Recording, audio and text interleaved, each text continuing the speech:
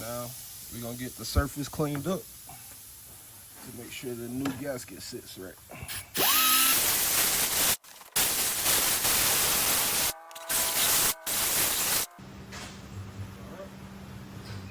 So we got the new pump, gaskets in place. And now we just go back in with it.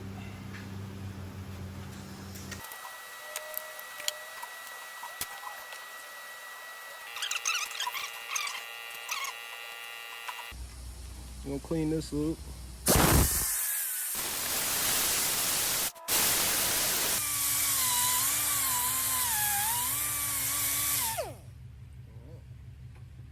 It don't gotta be perfect, but you at least don't want no caked up stuff stopping the hose from sitting. New thermostat.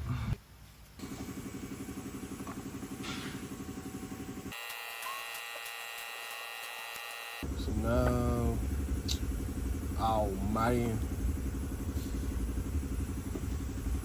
So we need to replace these gaskets.